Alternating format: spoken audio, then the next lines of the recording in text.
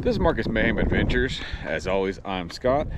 If you're just tuning in, appreciate it. If you're a returning visitor, really appreciate it. Please stick around. Hopefully you see something you like.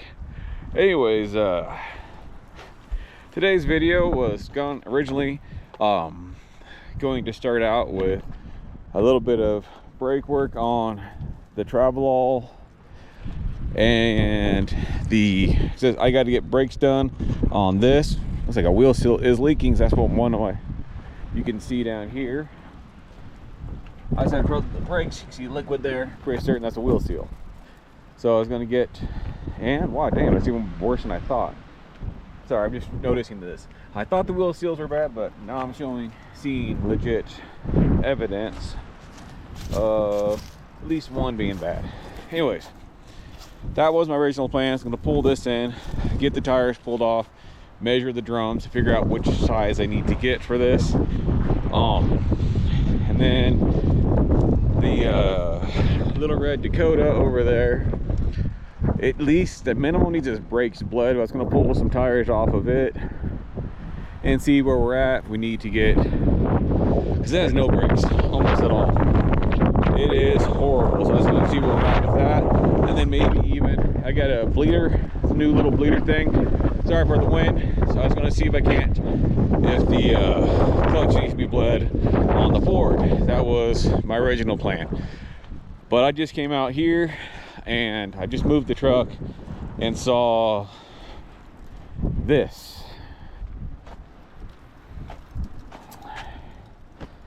Yesterday I saw that little drip right there. I didn't really think anything of it. I thought it maybe just been remnants from whenever I was pulling apart the axle. Didn't think too much of it, just a little bitty thing. Then today, whenever I was taking our new little pup to the vet, I was getting on the highway and looked behind me as I was getting onto it, and saw a big old cloud of smoke. I thought it maybe was dust, because I really couldn't, like, car wasn't doing anything, no major problems. But yeah, it was just smoked out the guy behind me, but it was white. Wasn't really thinking anything. Well, and then it just was gone. I could let off of it for a second, got on the actual highway off the on-ramp, and the smoke was gone. Tried to make it do it again, nothing. Wasn't running bad, no problems. So I just kept on going, checked the lights, keep my gauges, keep an eye on my gauges. No problems. Got to the vet, parked in the parking lot, and as soon as I opened the door, I started smelling hot oil. But also kind of a possibly a rubbery smell as well, like a hot rubber smell. So I was running late, so I said screw it, and took care of the pup before we headed out. Turned it on and it blew some more smoke out, but I wanted to verify because the belts looked kind of weird. Checked the belts, everything was good, and it's all right, we'll get home. And then just now I came out and saw this. Judging from the fact that it's splashed up all in here, there, and there, I'm gonna say, I'm hoping it's PCV and I haven't really done any damage. Just pop the hood. Let's take a look. So coming from there to here, man, it's got a lot of crap on there. So my boy's PCV is back here on his 5.7. I'm gonna take the air box off, all that stuff to get to it. But yeah, I'm gonna do some tests first though. But yeah, that is pretty indicative of, I'd say, crankcase pressure. I know on the newer ones it's really easy. It's just a little, like, I don't know if my kid's freaking hood's popped or not, and I used to know. But yeah, it's just like a little, on the back of the freaking back here on this side, there's a like a little part on the intake. You just turn it and pops loose. I'm wondering if it's there. I may do some more research, but I'm gonna go ahead and say it's PCV. I'm gonna fire the truck up and see what we got going on here. Well, let's go and pop the intake off first.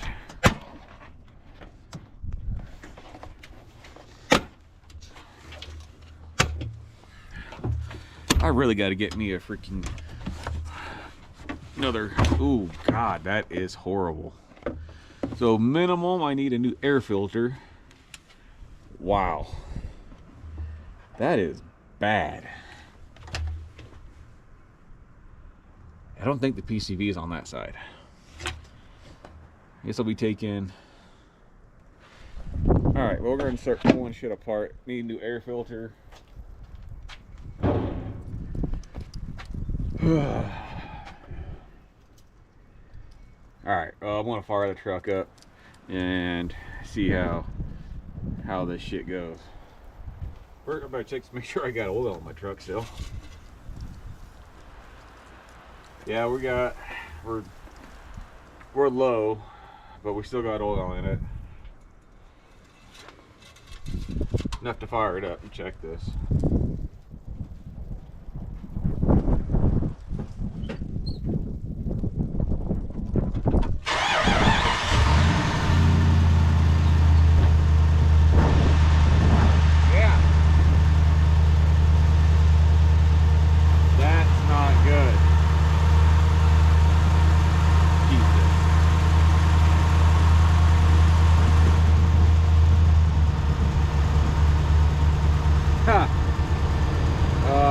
We got blow by bad.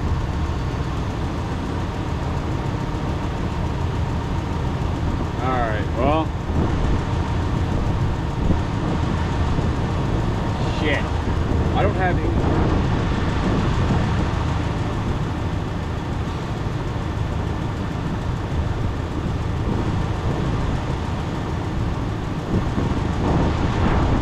Well, let me see if I get the.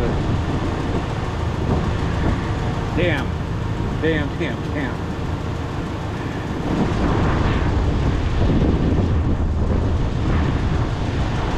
Oh, that is not what you want to see.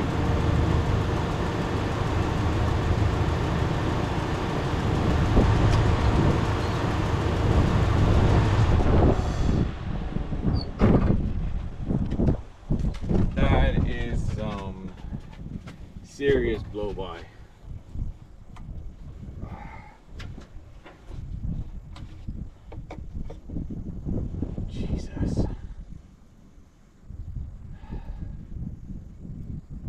Breather.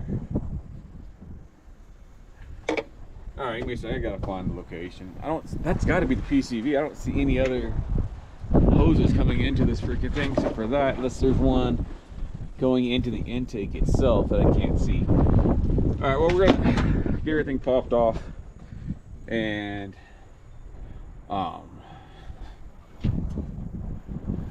look at this a little bit more. All right, let's get this stuff loosened up, out of my way.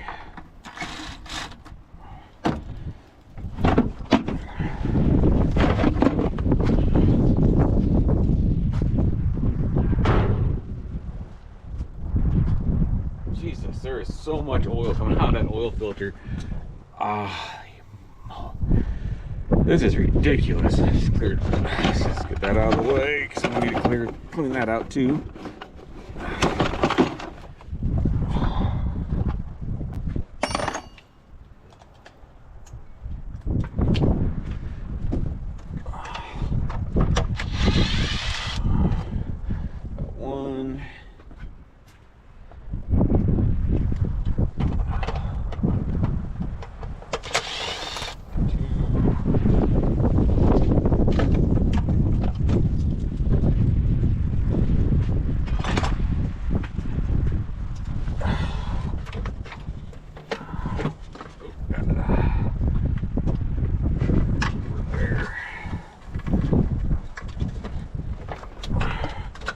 There's a PCV right there.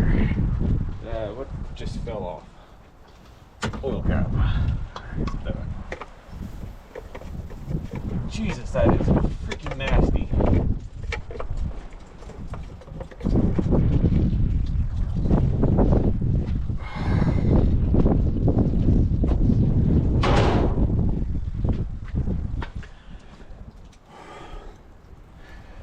PCV. Way back there. What is the...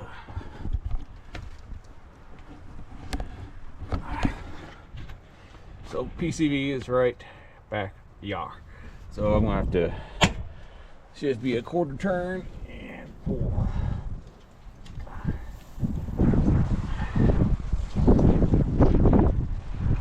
Let me get a pair of pliers.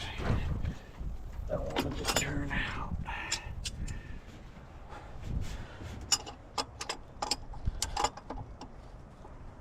There we go.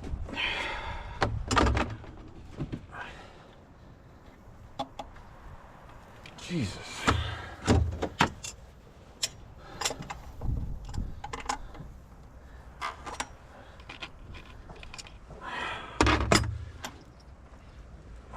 Oh boy.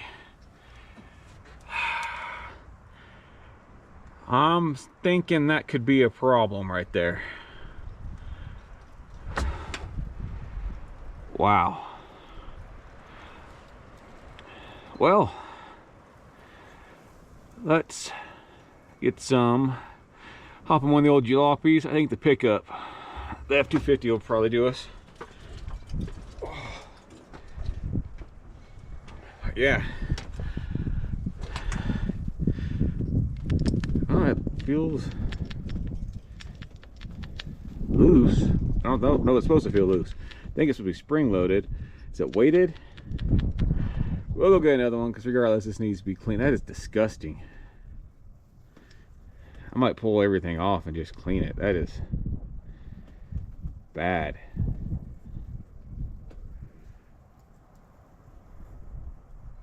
So let me make sure this. So if this was plugged up, it would make it to where wasn't relieving pressure and would back pressure up into that, and then would vent out into the crankcase, right? Or has this thing got another vent somewhere?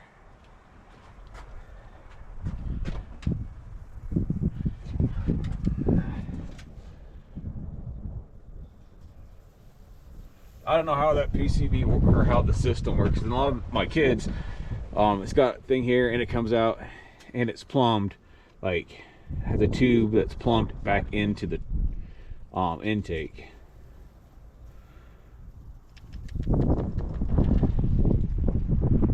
All right, well, let's go grab some parts and pieces. All right, so I guess we'll take the F utility here. Would take the Dakota. That's kind of what I got it for, but it doesn't have any damn brakes. That's a problem. Oh yeah, freaking no cup holders. I hate that. There we go.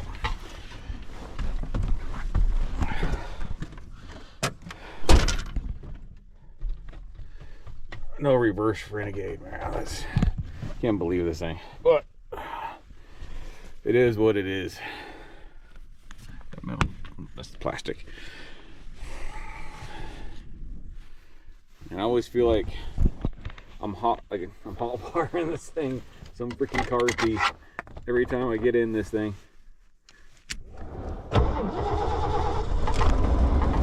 Fires right up every time. Oh, ain't the smoothest thing. Could definitely use a tune-up. Oh man. Alright. Hopefully I don't have to back up anywhere. Trying to get this thing into reverse is not a fun thing to do. Hey, you can clean the windows too.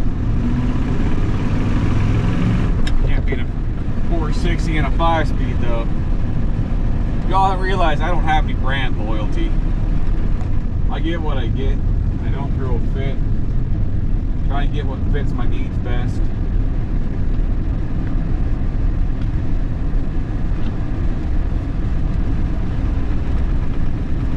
Honestly, I'm not a big diesel guy. You know, I went to school to be a diesel mechanic. I learned pretty on, and I was in the Army as a diesel mechanic too. I learned early on that they're expensive. Like, I could replace this whole entire truck for what it would cost to replace a PSD. or freaking a Cummins. Like, this truck is probably a $4,000 truck. My 460 goes out, I already know where there's a freaking, I'll be pulling home a $300, $400 truck here pretty soon to replace the 5-speed and maybe get some stuff for the 460 as well. Those synchros are horrible. This Transit works going forward. I still don't know if I think this clutch doesn't feel like it works great. It's like it needs to go down more. I don't know what the problem is exactly. Upshifting, I don't have any problems. Downshifting, it does not like it. That's probably that synchro thing.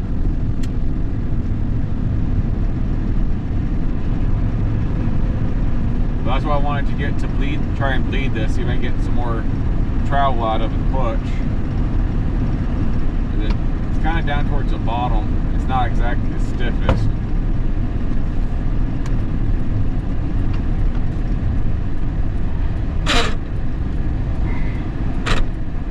Have to be stopped to get into second gear. Even trying a double clutch doesn't work at all.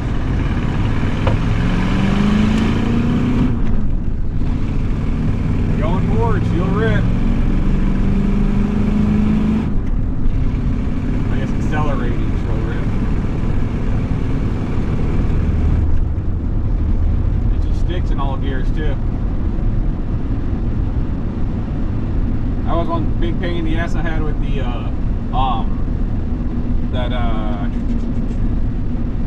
Ranger or the Mazda B400 I had a bit ago. Is all the gears, the synchros, all that stuff were fine, but going to it doesn't even like going to third. But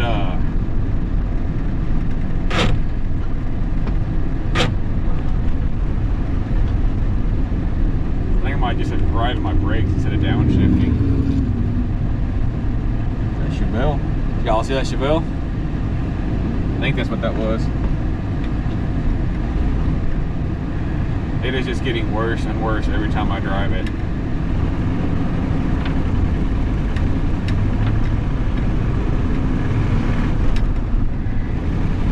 I have to start trying to RPM shift or match to try and downshift.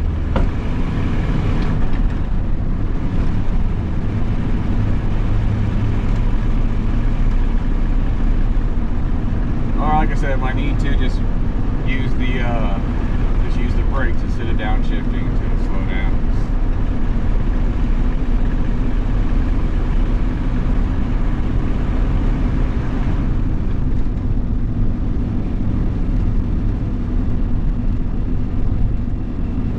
I think I really need to get that little Dakota worked on. It's staying around. It's a perfect little truck for what I'm on.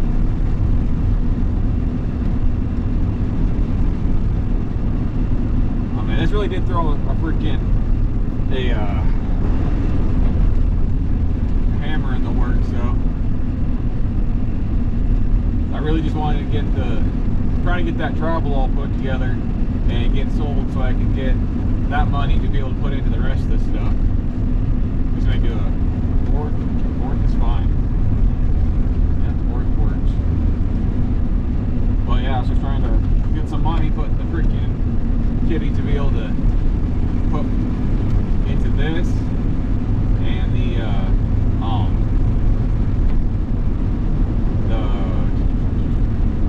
Dakota, of course, and then do a little bit of work. Want to take and eventually build up that motor on the. So when I get back, I got the motor in the Power Wagon. It's only got like 90,000 miles on it. If I put it, I switched it out earlier in this year, I think, back in March, May, and just the block, I ran across a really good deal. I think it's $4,000 installed, long block.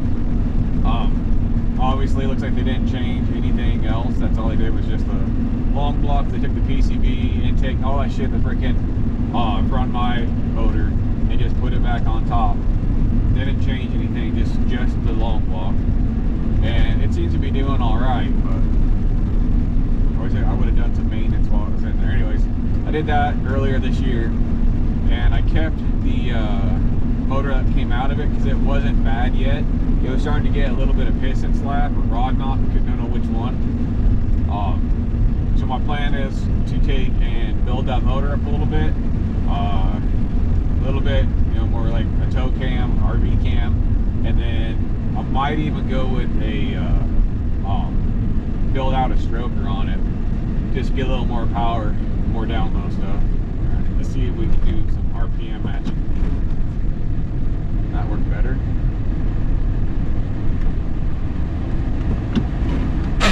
Yeah, nope.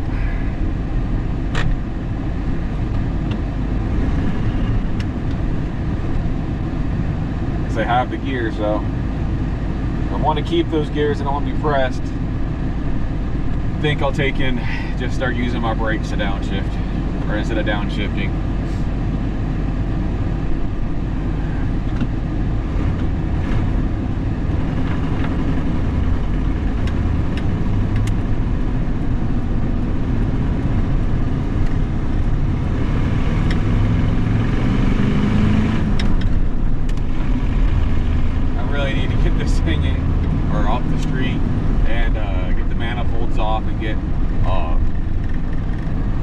These exhaust leaks taken care of. They are getting pretty bad.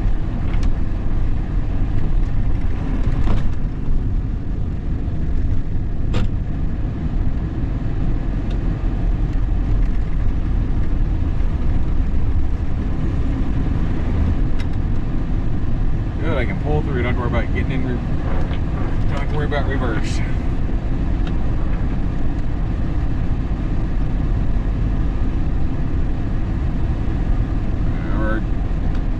Going to O'Reilly's. I looked online, they said they had one in stock, so hopefully they do. So again, freaking feel like a carjacker. Can turn it off with it this way.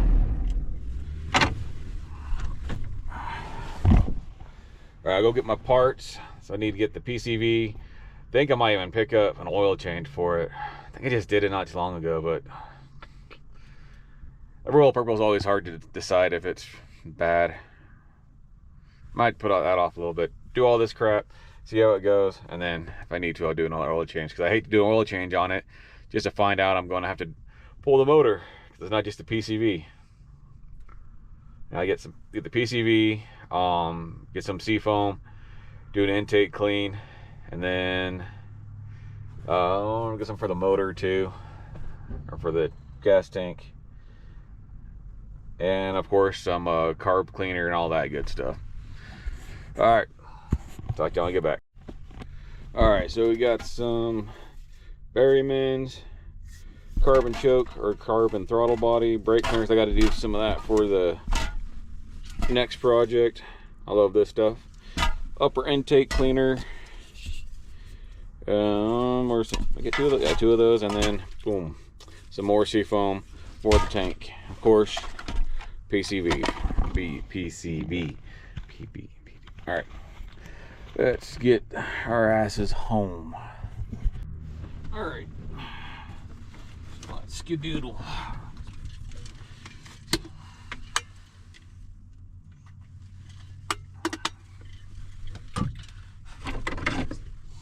Hot wire my truck.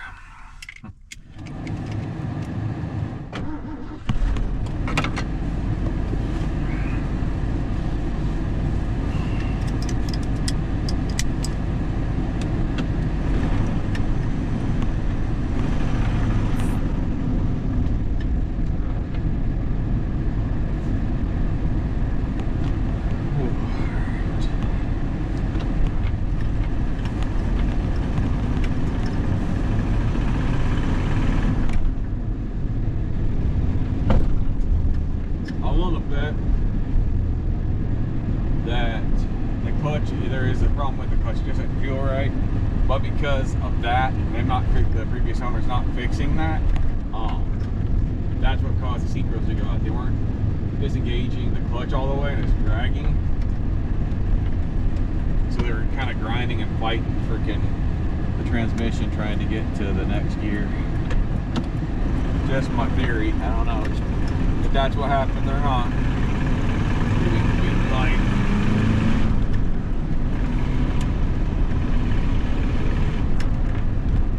This truck's kind of a unique situation, being an 89. It's got fuel injection, 460,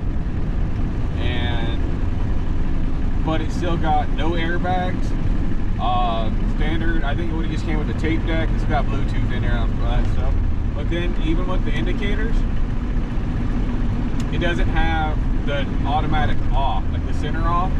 Whenever you get to back, the center turns off. You have to, just like an older rig, or just broken, but it's got the really thin, spindly, old style blinker switch.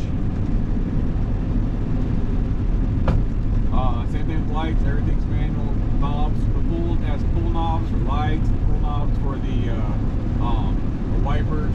It's got 2 tanks in it. So it's just kind of interesting. I've had a lot of trucks that have these features. All my Dodges, all my Internationals, and just like that. But it's just kind of weird being in what feels like a modern truck, you know, power windows and all that stuff. And even it has the floor-mounted high beams. So it's like it's kind of close to the best of both worlds. It's got all the cool old style stuff, but with a lot of modern features like the fuel injection. I'm not a big fan of power windows and all that stuff. It's just something to go wrong. But if it's lasted this long, it should be okay. And it really makes it nice for a truck where it doesn't have like air conditioning and stuff like that. Which, oh yeah, it does have. It has the ability for air conditioning, but it's just kind of a, I don't know, interesting thing. It's just really, I don't know, this truck, plus in, you know, gear shift, freaking transfer case, manual transmission, it is quite possibly the perfect mix of old and new. I mean, I'm not a Ford guy. I mean, I've had quite a couple of them here in the past few years, but I'm not a Ford guy, just like I'm not a Chevy guy. I'm a truck guy. And if I would have found a Chevy that was in a 3/4 ton with the big block, I would have, and I could have traded for that, I would have. I would have found an older Dodge with the with a 460, or excuse me, 440. I would have traded for that. Of course, you know, would have had a Cummins, but I'm not really into that. I just would have probably sold that. I just wanted a big block truck. 3/4 1-ton big block. I mean, my preference would have been crew cab. What I was really looking for, I was really hoping to be able to trade that Bobcat for, was a 2-wheel drive crew cab dually. Preferably on that one, actually preferably for a GM product, mainly because I wanted to lower it and put it on bags. That's what I wanted for, just a dedicated tow rig and maybe a camper rig. But when this one popped up, man, I don't regret getting this. This is I don't think I have to worry about my wife and all the kids coming with me anyways. I mean, if possible, there is enough room for 5 people in here. May not want there to be 5 people in here, but it can happen. And we all did it when we were kids. I mean, crew cabs were kind of a rarity. Very few people had crew cabs. Back, you know, the 80s and 90s. Almost everybody, if they had a truck, it was an extended cab, because it was a half-ton truck.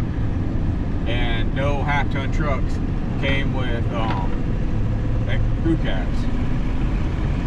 Until what, like late 90s, whenever they put it on the F-150, I think, and then they started doing this, some of the Chevys too.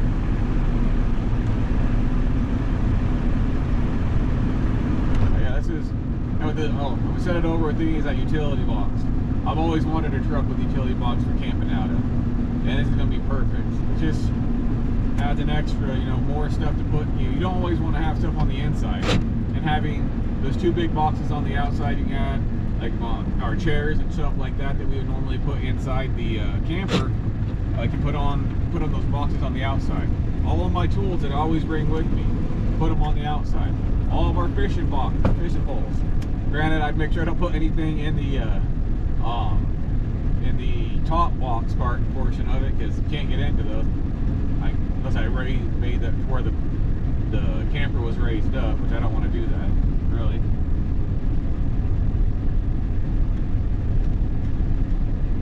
I just really hope this PCV does a trick, and it's not like I've got a ring blown or something like that.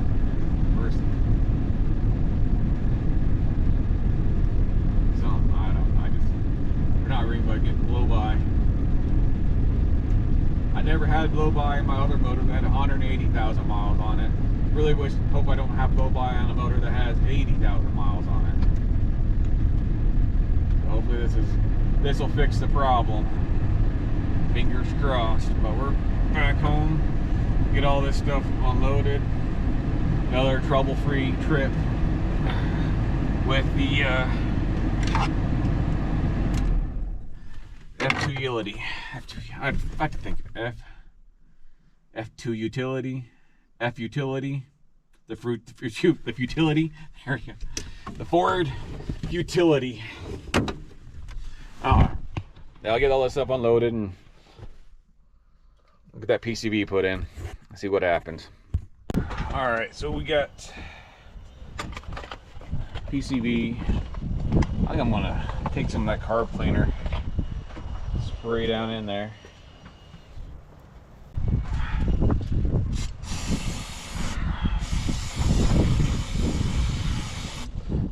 And get my rag. All right.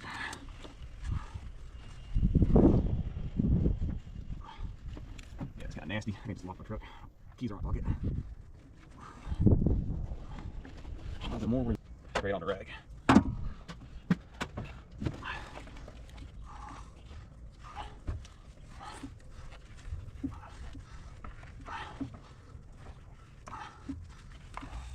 That's nasty.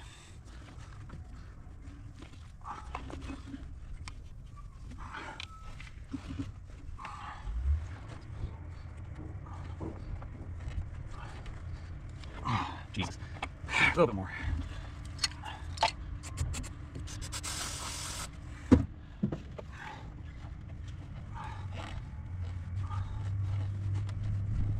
There we go. That looks a lot better. Get all that crap off there. Sure looks a lot better than me. We're trying to get. Oh, Jesus, that is horrible. I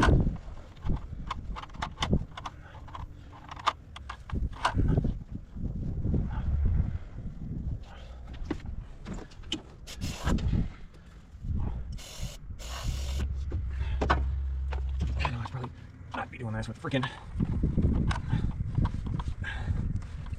All right, that's a little better.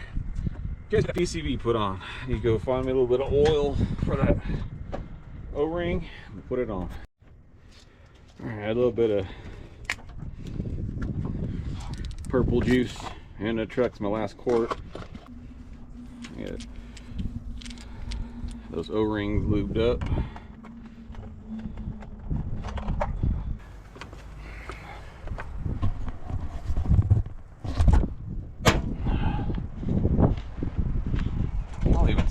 Doing back there. We'll figure it out in editing. Drop that.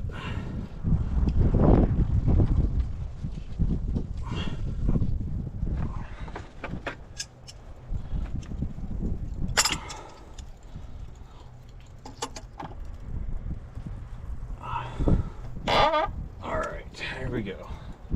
So now fire it up and see if we still got freaking smoke coming out.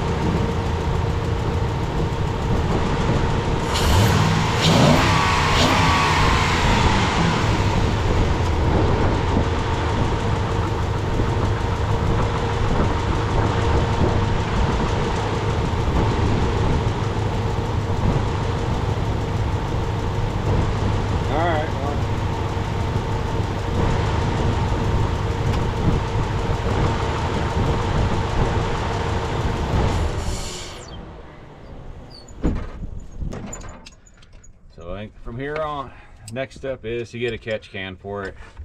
That's what's gonna have to happen.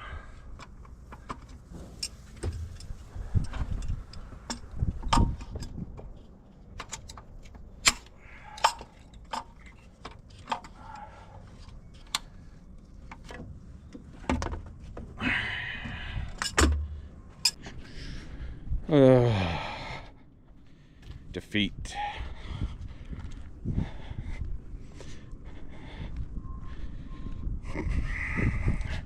I know I got a damn bucket. Oh, where did it go? It's over here.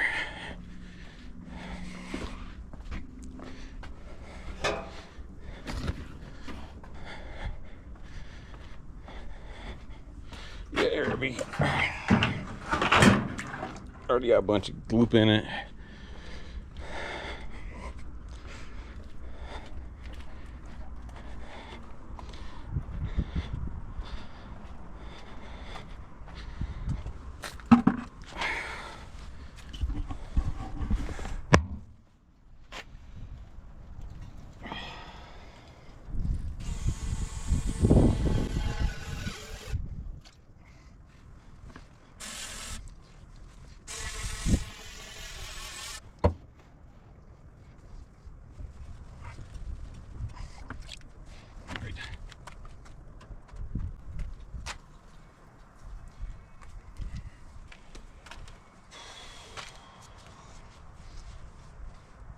So all I'm doing for the catch can, I guess, is just replacing this part right here.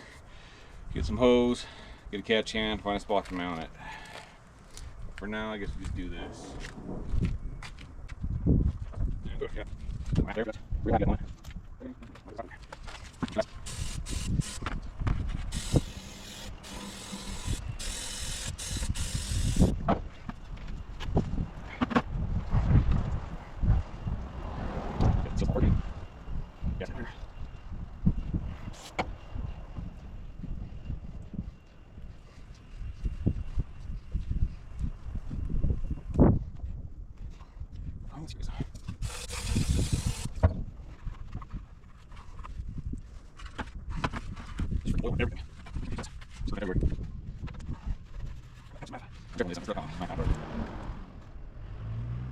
This chamber here for the photo. It's seen anyways. Get enough of these. Get it. Not going anywhere today.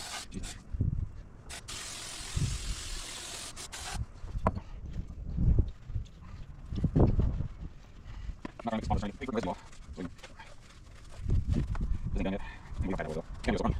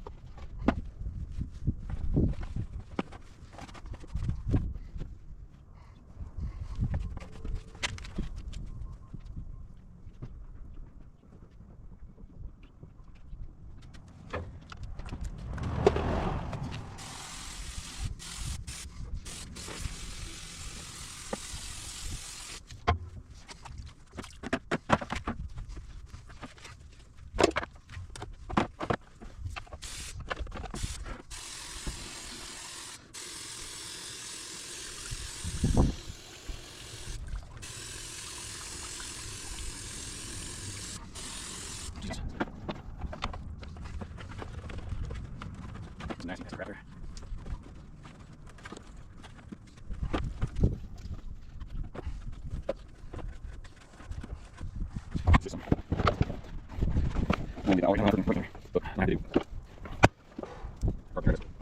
This air box put back on. Yeah, this is all the oil that came out of the freaking filter. Just, it's ridiculous. Like, honestly, whenever it smoked, I thought my motor was completely gone at that point. I thought I was gonna start hearing freaking tink, tink, tink, tink, tink, tinks. Sorry, you got a little closer.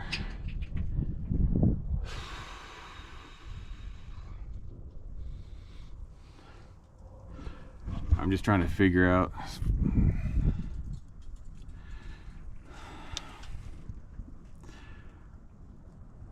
This PCV just routes itself back into the intake there, or like self-contained, because I don't see any tubes. Oh, I got a phone call coming in. I had one.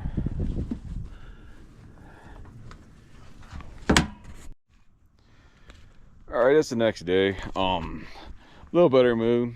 Got online, talked him out. It was just kind of a little bummed to find out. It is. I'm pretty certain that it's freaking got seal issues. It could also have some valve seats. Regardless, I'm just gonna let it fly as it is. I don't see a point in to put more money into a motor or time when I'm already planning on rebuilding and one I'm putting in. And the truck's totaled. It's been on a freaking, you know, salvage title and all that stuff after the hail damage. So value and all that stuff. It's just a toy at this point, a usable toy or tool, whatever. Anyways, got the freaking catch can. Just something I got off Amazon to get it next day. Seemed to have decent reviews.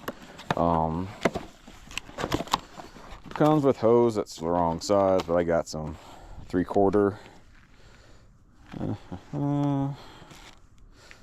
little filter thing, wrong size hose, but it's got the right size fittings, so 3/4 inch fittings.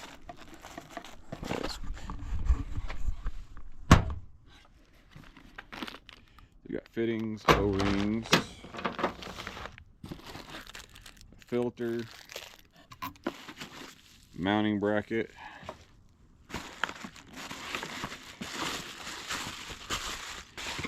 stickers, and here's the catch can.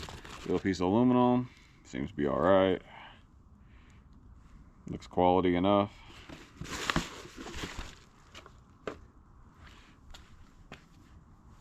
Got a dipstick.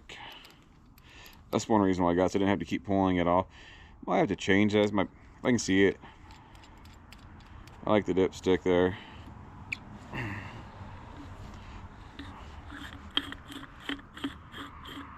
I don't just keep pulling it off every time I want to check it. Sealed vent. I can either keep it sealed there, or I can put vents on it, put the filter on it. Since it's going through PCV system and it's going in intake, all I'm trying to do is catch the oil. We'll try it without the filter first, and then go from there. I'll look at the instructions. I'm trying to figure out where the hell that oh, maybe that goes in here. Maybe this. Yeah, okay. All right, so that's the inlet. The inlet goes in there, and then so yeah, I definitely want to keep that plug in there, because I don't want a vent. And then this separates the two pieces.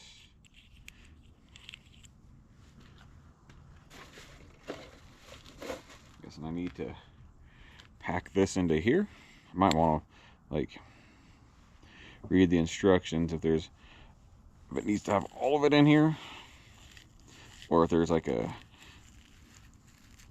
I don't know. Seems like I'm not gonna get that in there. I have to look in the instructions, see if this thing that comes apart and only just need to fit so much, but we'll figure it out.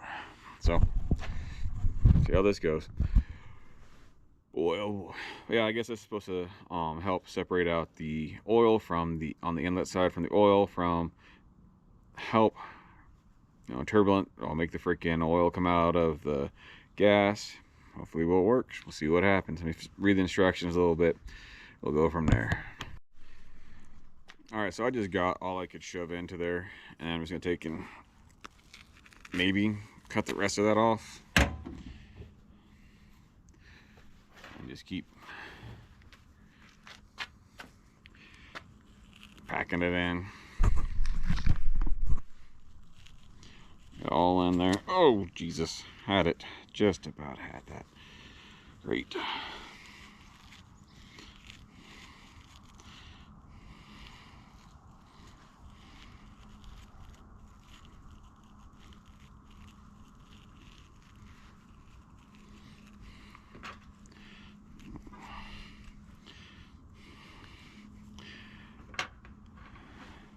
Chances of me getting all this in here are none.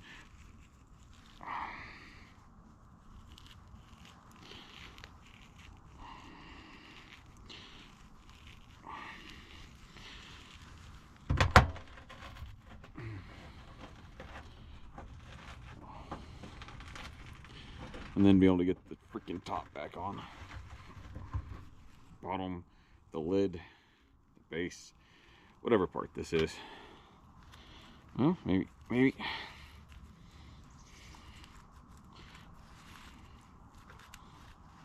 Aha, there we go. Most of it's in there. Enough to screw on anyways.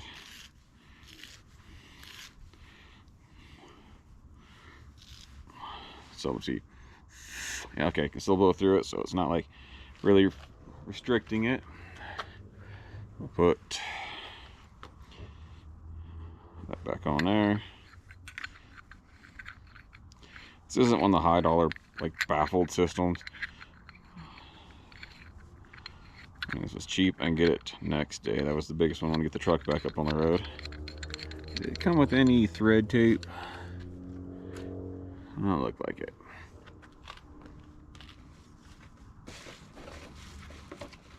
Nope. Alright, we go grab some thread tape. So this was supposed to come with 3/4 inch fittings. They're only 5/8. I gotta get this done. The thing I figured to do is go ahead and wrap it with freaking pipe tape. Trying to get it fat enough to fit on there. Pipe clamp it on and hope it works. I mean, it's not like it's got a whole lot of pressure. It's just gotta pretty much stay on.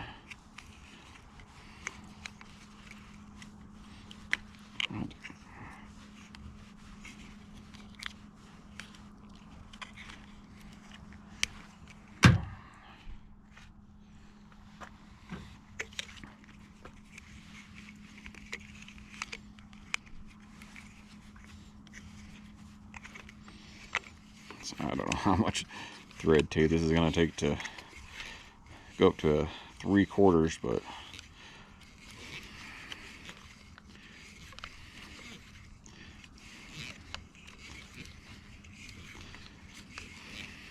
we're going to see. Jesus.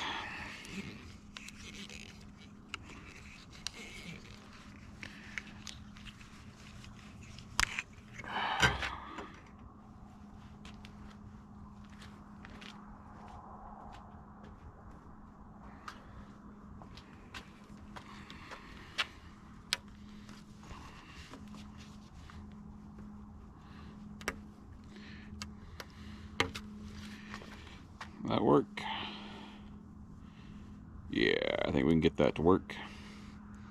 Okay.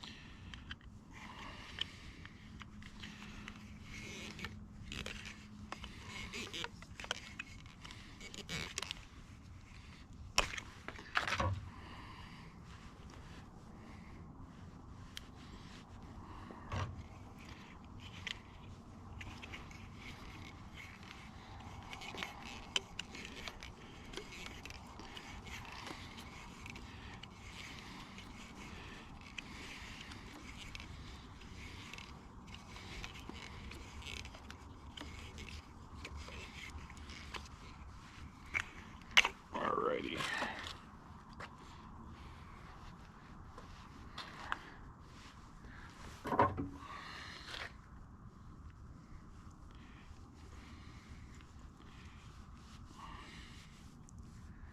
Get this tightened down.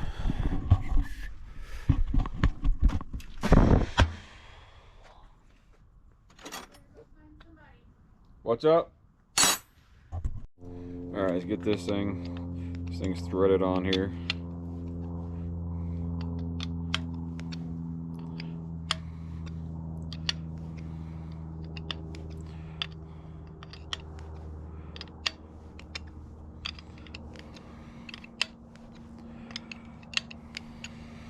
go ahead and get the body on there. Get a little more grip.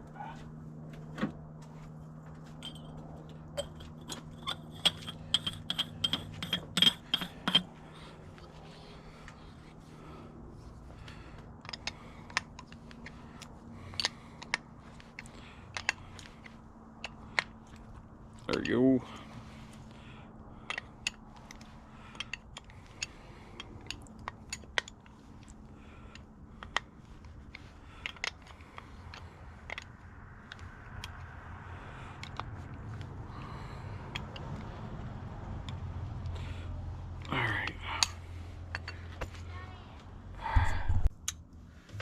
Plenty of space here. It might work right there. See how far I can tuck this under this insulation.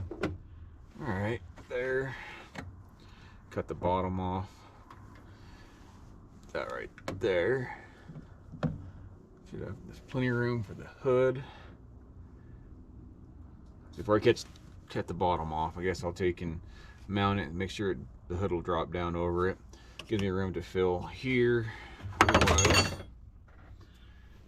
I don't know if I want to take it clear over to this side. Even a little more out of the way. Nothing really here. No, I think right here would be fine. Just tuck it in tight. I'm going to reuse that hole there. Yeah, let's go ahead and do it. I need to get a hole drilled in this and then get some mounting hardware. Alright, just going to kind of freehand this. Hopefully I don't hurt anything. Here we go. And maybe I'm not going to freehand this. Over here.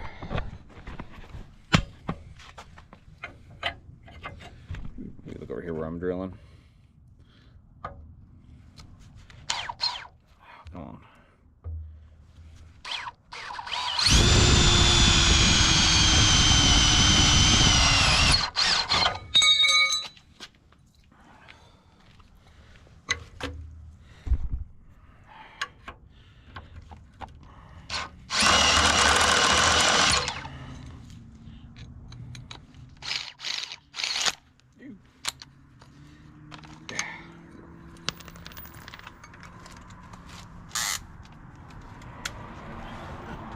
That was a first. Never pulled one out of the truck before.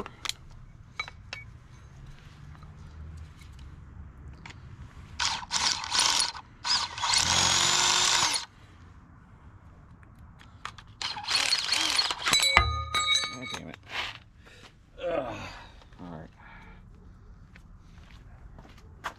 Shear, big enough. Alright, should be good.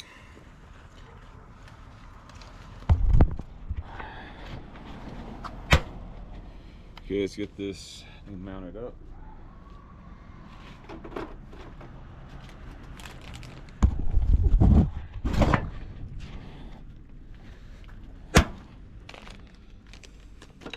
That came with some mounting hardware in here.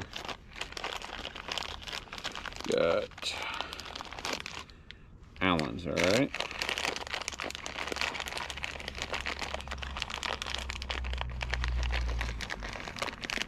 Allen, and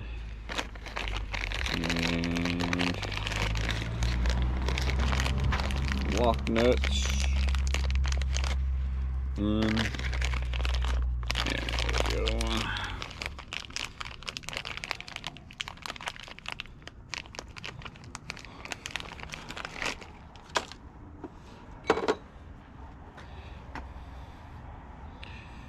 You know what? I think I might go ahead and capture these. Nope, can't do that. They're Allen's. All right.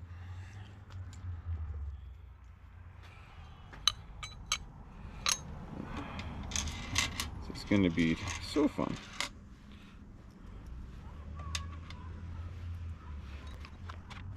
The beach off.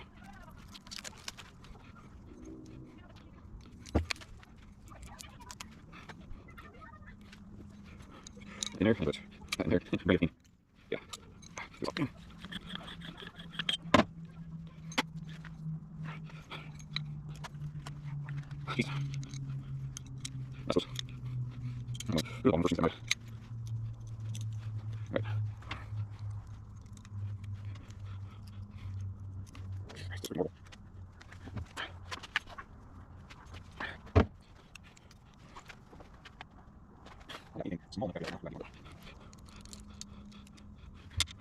Now we're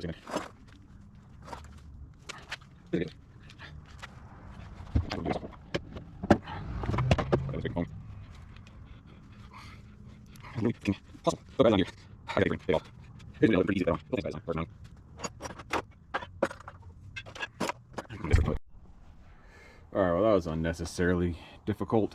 I guess I should. There we go. Alright, I would try and mount this thing on here. I'll fit it, then I'll mount it. Right, so you can cut the bottom part off.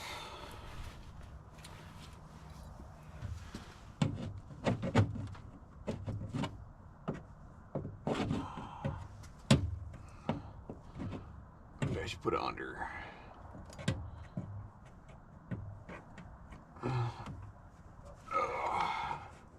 Okay, I'm going to have to cut some of that off, and then that, yeah, I'm just going to go with the fact that it's going to fit underneath because that fits underneath. So just going to cut those off. Yeah, I might get to use my new cordless angle grinder. Nice. All right.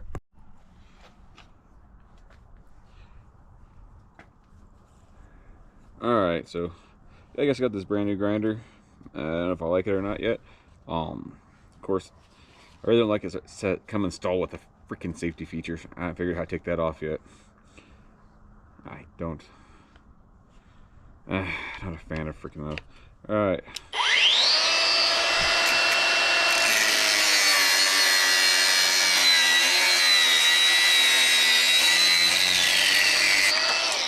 Sorry for everyone I just made cringe. That should be good though.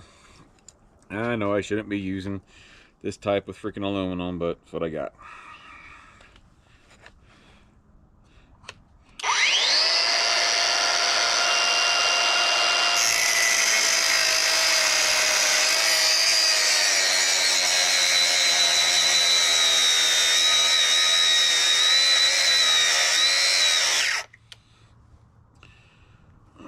Freaking just kill the battery, really. Thumb just came off it.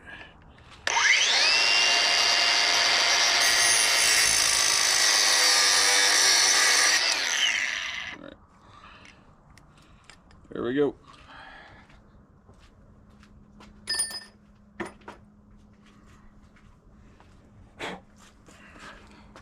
We've got glitter on the truck.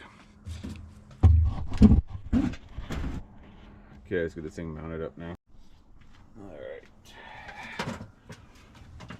See how many times I can drop the freaking wrench, or the nut, or the bolt, or everything getting this put together.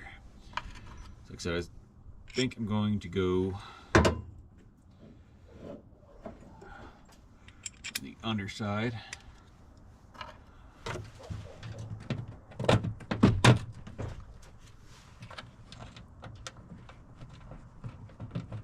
Well, at least it's on there.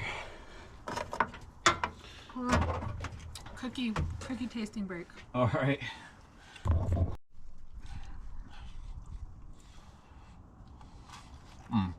Also, wife brought me some cookies. Crunchy on the outside, gooey in the middle. Perfect.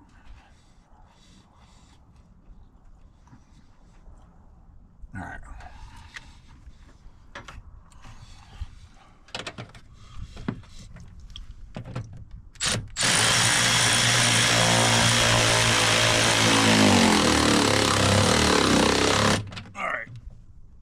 Works for me. Now let's get this routing done.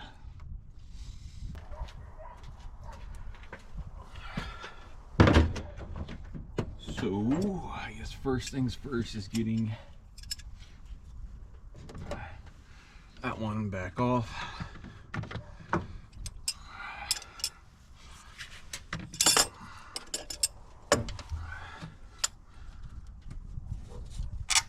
Oh, that just come right off.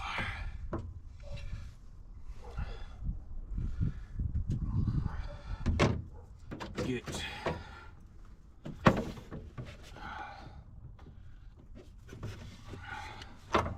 spin that on there, so I'm going to have to cut already.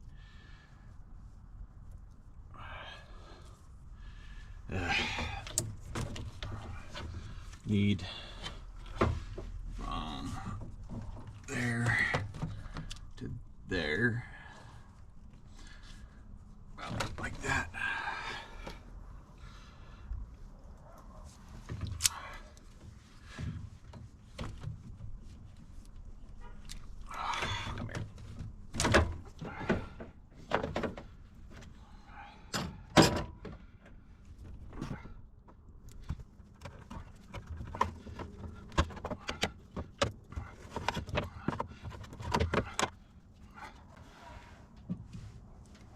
Come on.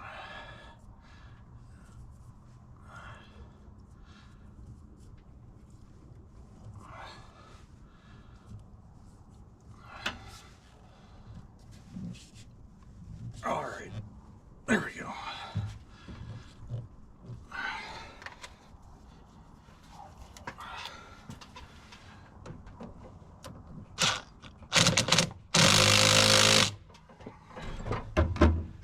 Nice and tweaked right there.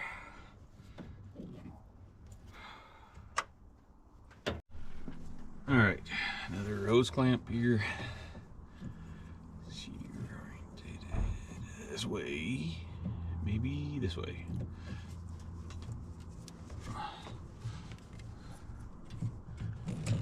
All right.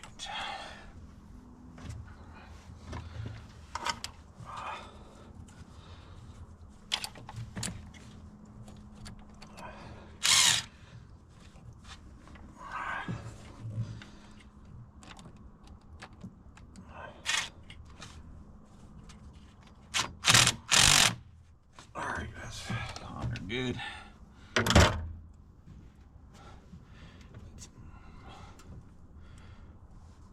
Oh, all right. Let's turn. There we go. All right, last one. I got to take and build. Wonder if I use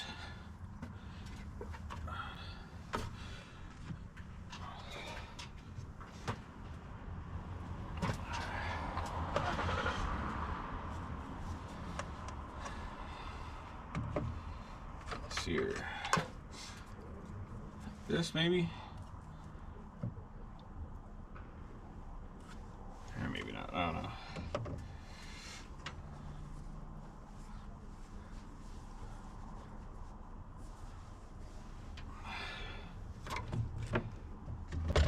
And then part there.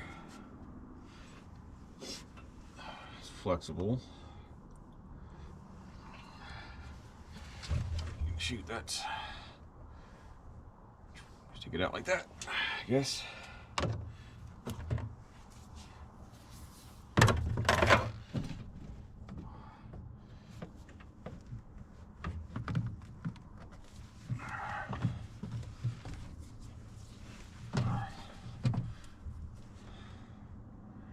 That will have to work.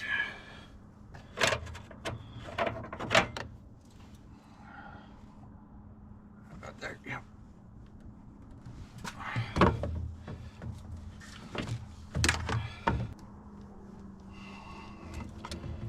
Knife just freaking died on me. Sure enough to cut the first one, not wanting to get through this second cut. Don't know why.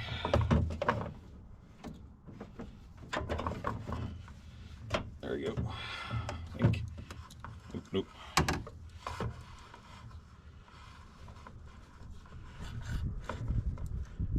There we go. Just need to get my clamp, and we should be all set.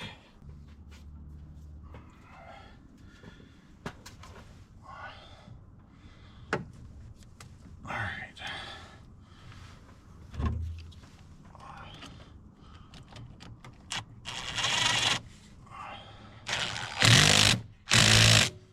All right, we're on there.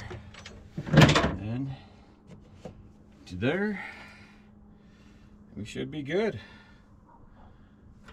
All right, so out from there into here, through there, back out to there.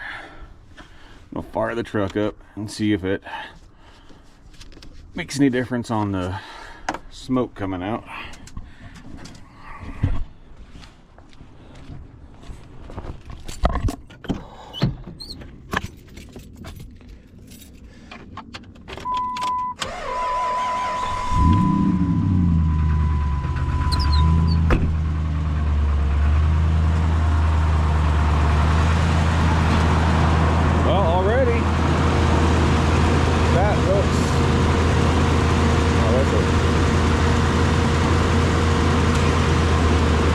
About the same, actually.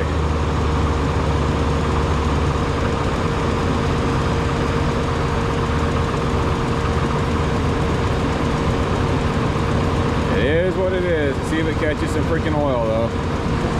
Almost lost that. Well.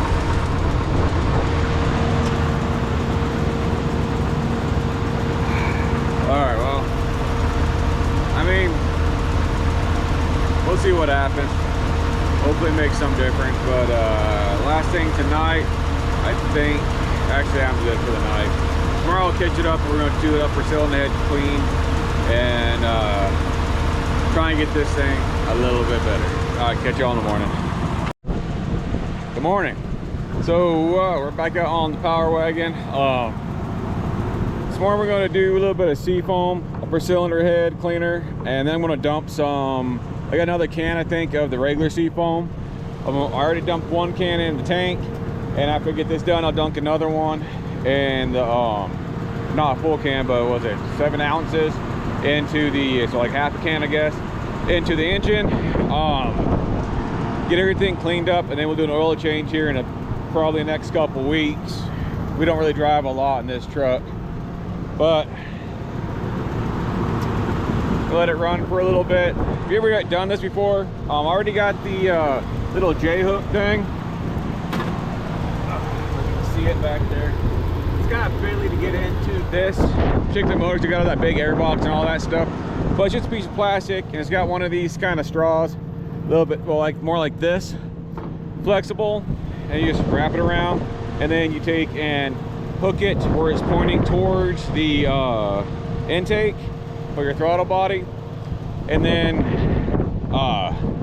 take the can of stuff here. I usually use tape, like some duct tape, taking tape over the lid, because you got to hold this thing down and rev it at 2000. It takes like 7 minutes to empty the can.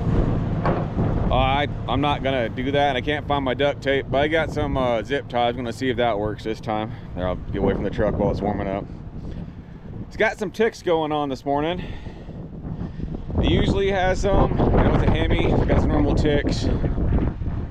It sounds like it's on the top, so I'm not too worried about it. I was worried that it's getting some rod slap, but it's definitely on the top end, either a lifter.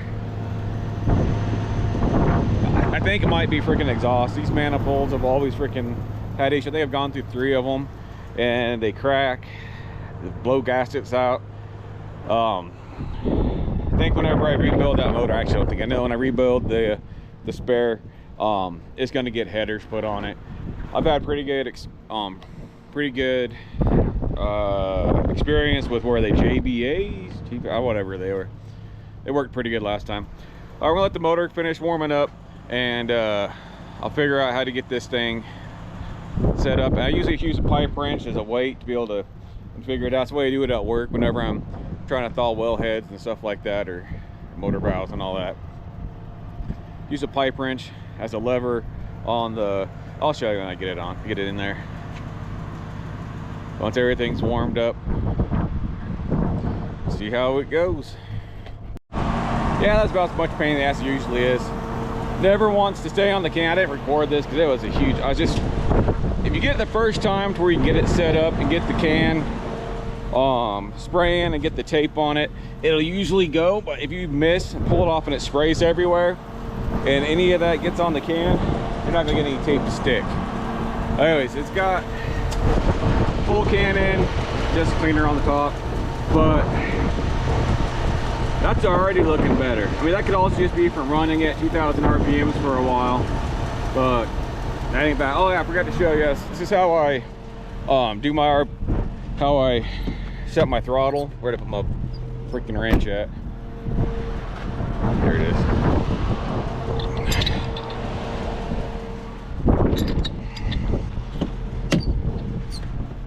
Alright, just taking it like that and just bump it down as you need to. Works pretty good. My tack doesn't work very well, so I just had to play it by ear.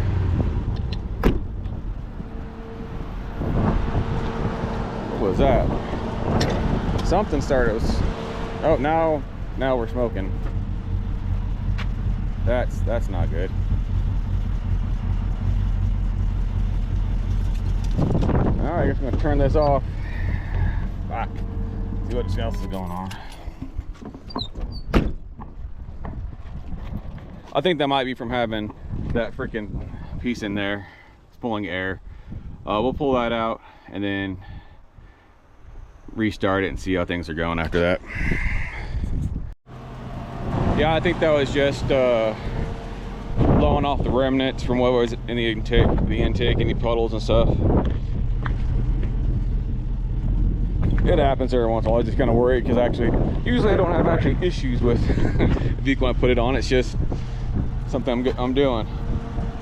Oh, seems to be working fine. Put on my tools, get some of that other sea foam, and we'll go drive it around for a bit. Got to take and get Christmas decorations from the storage. Put Halloween decorations back, then get Christmas storage or Christmas decorations. All right, well, I'll give the final sign off and let you know how it feels whenever we get back. All right, so drove to the storage unit, got swapped out the freaking Halloween for the Christmas decorations. Seemed to do pretty good, though. When I fired it up to go there, kind of blew some smoke. I don't know if it was just cleaning stuff up or what. Let's see what happens this time.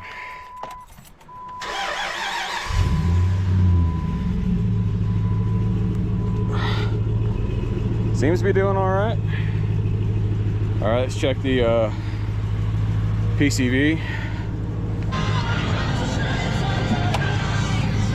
Or the vent tube.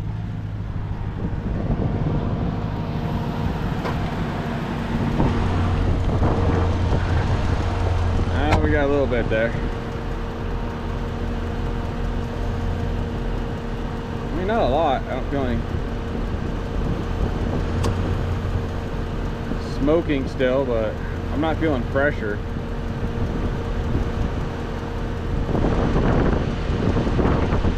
Alright, let's see what happens whenever we rev it. I'll let you guys look at that.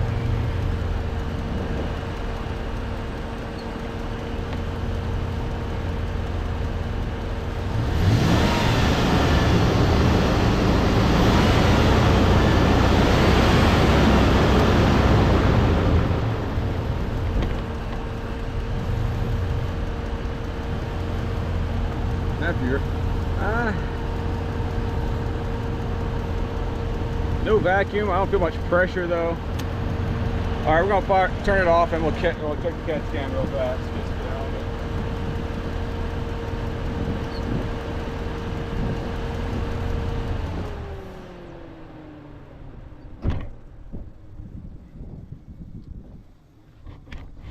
All right. Let's see here.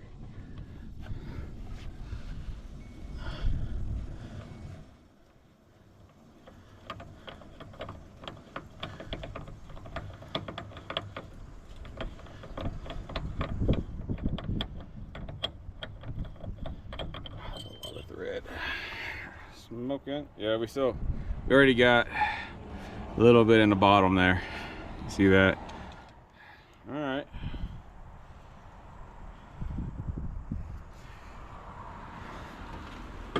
So it's doing its job. It's catching shit that would normally be going into the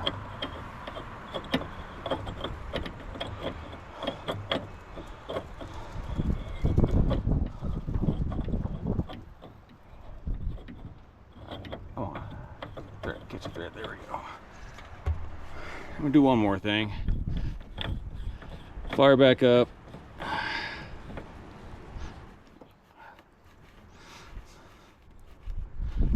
See if we're getting anything on the intake or on the oil fan. Oil fill.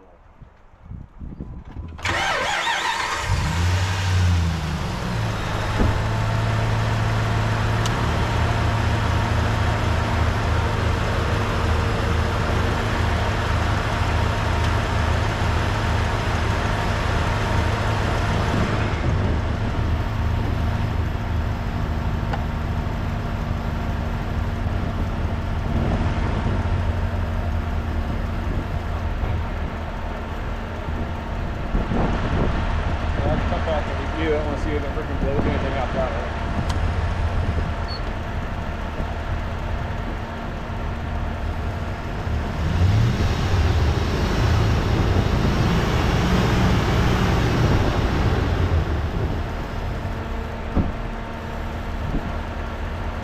I don't think it lifted, but I'm pretty certain that it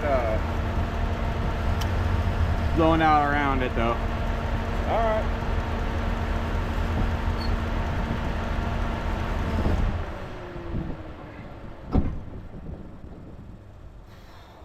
So, PCV catch can didn't eliminate the problem. We definitely have something on the inside, but I think we're at a spot where we can drive the truck still without worrying about anything. Look, it's only been driving a little bit. Let's see if we got anything on the filter.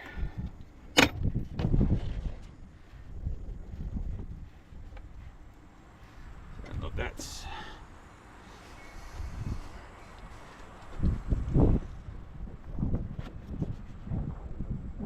maybe a little bit. That could be some residual oil in there. We'll keep an eye on it. Every couple 100 miles, I'll come out here and check it.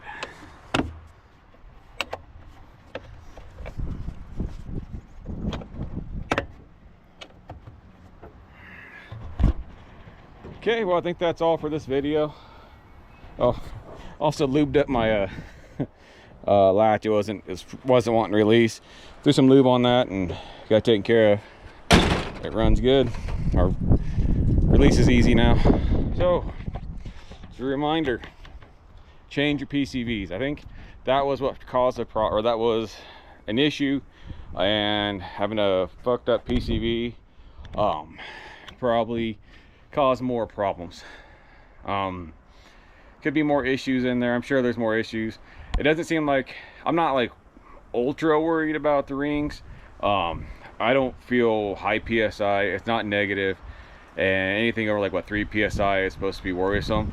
It is smoking out a little bit, but it's better than it was by a lot. So I hope this helped it you out. Hopefully none of you have to freaking worry about this problem, but if you're having these issues, hopefully this finds you and you're able to resolve something, at least be able to know your truck's not dying, that it's just limping right now, just injured, and that you can, there's some things you can do to mitigate it. I do recommend the catch can just in general. I've run them before. I've just never had a reason to break into it on this truck. Even this cheap one I have is doing its job. All modern vehicles, because they have looser ring tolerances for emissions, and the PCV, the EGR, all that stuff is designed around it. I would say most modern vehicles benefit from a catch can. It'll extend the life of your oil filter, extend the life of your valve, everything that's on the backside. You won't get as much carbon buildup. From what I understand too, is if you run a direct injection motor, it'll help out a lot with that too. Everything's kind of already dirty coming in. It's a little bit dirtier, like carbon wise, will build up, and having the tolerances and all that stuff a little bit looser on those rings allows you to freaking get more stuff in it. That's what I heard. Don't know for certain of that, but I heard even a catch can on freaking newer direct injection motors will help out quite a bit in extending the length of your motor. Seafoam, I've always used it in my stuff. It's kind of pain in the ass sometimes, especially the upper cylinder head cleaner, but I can already hear a difference on that. I still have a tick, but it's not as bad as it was when we first started. I don't know if you could hear that in the video. That's starting to go away. That's from being in the crankcase. Always throw some in. Every oil change, I'll usually throw I'll get one of the great big freaking things of seafoam. I'll pour 7 ounces in the freaking, before I do the oil change, I'll pour 7 ounces into the tank, into the crankcase, run it for 100 miles at least, do my oil change, and then take and put the rest of the can into the tank, and that always seems to help out. Hope this helped you guys out. Please remember to, if you made it this far, to like, follow, subscribe, comment, and share. Really trying to get this thing off the ground so we can afford to do more videos, try to get my kids into it. We got some things that I got for them for Christmas this year out in the garage that I'm hoping they're going to really enjoy and get to learn some skills. Just put on, I got a deposit in for another storage unit, so for storage Connex. So hopefully the garage will be cleaned out so we can get some stuff in to here. The wife's car, her Porsche, is going to need a paint job. The Rover she wants in the garage permanently, and I want to have a clean spot to be able to do some engine rebuilds, because he wants to rebuild his engine. If he doesn't rebuild this one, or he's going to end up rebuilding this motor, either at some point or stroking it out, 6.4, all that stuff. I've got a 5.7 in here out of that one that I need to get rebuilt to put back in there, and then I need to have room to be able to slide this thing in there to get it off the driver before I get the city out here, and need to figure out engine mounts and everything to get my 264 slung underneath it. I have big things coming for this too. My boy, my youngest one, if he gets good grades this year, I'm getting him a turbo Keystone turbo set up to put on that 264 so that we can have good power. Nothing like, you know, insane, but it takes that 264 up to modern V8 levels of power. Should motivate that big thing pretty good. But yeah, please appreciate everyone that's returning and everyone that's freaking interacting in the comment section, and until next time, y'all have a good one.